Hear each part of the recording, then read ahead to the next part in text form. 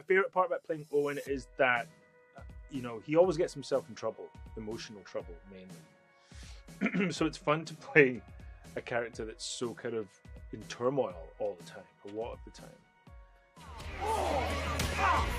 Where is he? Around the corner. Book OR2 for possible concussion or broken jaw. Do we have a patient with a broken jaw? We're about to. I'm on it. Hey!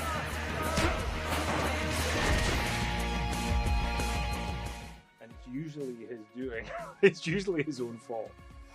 So, you know, I really enjoy, I've so much affection for him. I feel like I should, if I was his friend, I would take him out for a long walk and say, hey, you know, maybe you need to, like, you know, maybe stop making these weird decisions that you make and think before you leap, you know.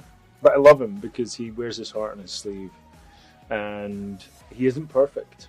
And I love that about him, you know. I think sometimes TV characters, you know, TV actors and stuff, they get obsessed with having their characters come off as perfect or, you know, indestructible or invulnerable or never making mistakes. And I like the fact that my character's been written as this man who tries hard to do his best, but he messes up a lot.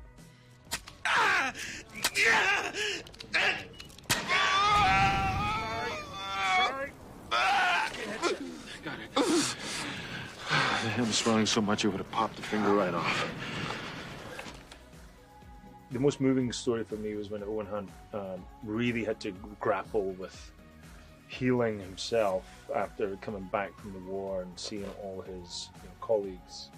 They all were killed in an IED attack, and so to have to play that period of his life where he was really broken by that and damaged by that, it felt like a real responsibility, and still does, because it can flare up. You know, PTSD is a thing that doesn't go away forever, and so that's been very humbling, and I felt like it was my duty to portray that correctly, because it's a serious thing. PTSD is a serious thing that many people have to deal with.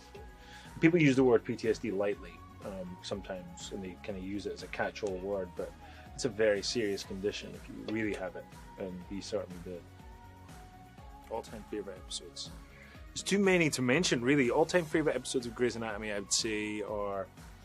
There was an episode in my first season called Elevator Love Letter, which is a weird title for an episode. But it was a very intense episode.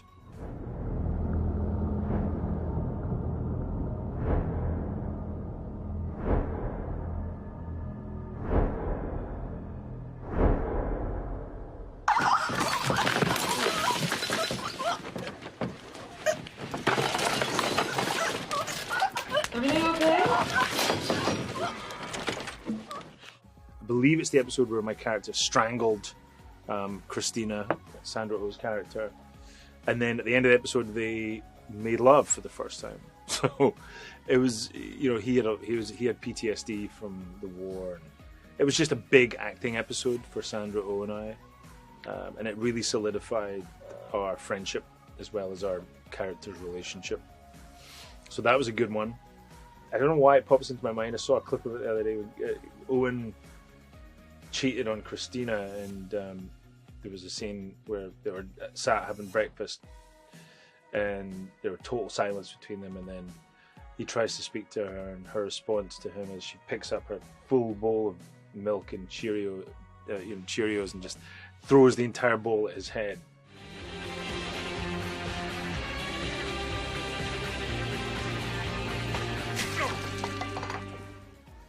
And I remember that moment of like, and then he just sits there looking at her, just covered in milk and Cheerios.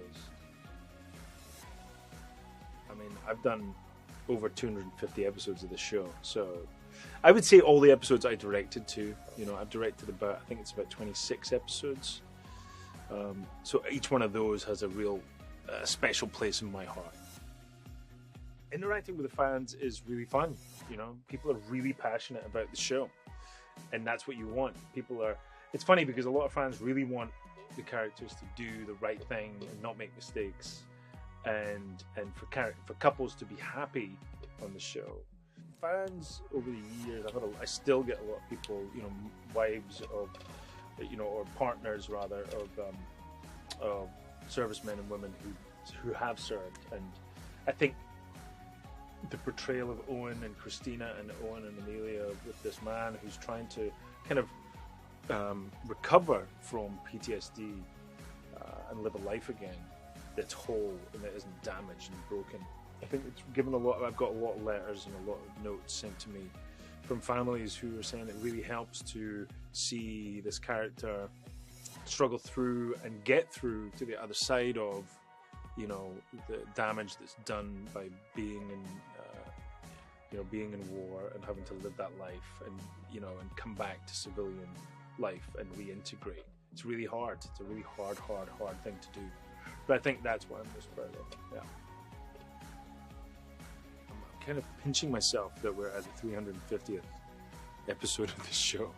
I started as the character of Owen Hunt on Grey's Anatomy just before the 100th episode. So I remember the celebration for the 100th episode. And I remember people at that time, cast members, crew members, people who'd been on the show since the beginning saying, you know, it's great, we made 100 episodes, but, you know, maybe we've got another season left, you know, maybe 2 a stretch. And here we are at the 350th episode. So yeah, it feels amazing. It's I feel very lucky to be in this. The reason the show has been so resonant for so long, it's 16 years now, which is amazing to can't believe it. It all comes down to the writing, you know, the fact that the writers can keep spinning the bottle or throwing the deck of cards up in the air, or whatever analogy you want to use. But you know, the writers never set. The writers of our show are amazing. Shonda Rhimes, Krista Vernoff, Tony Phelan, Joan Rater, everybody who's worked on the show, Bill Harper, everyone, Stacey, all the staff, all the writers we've had over the years.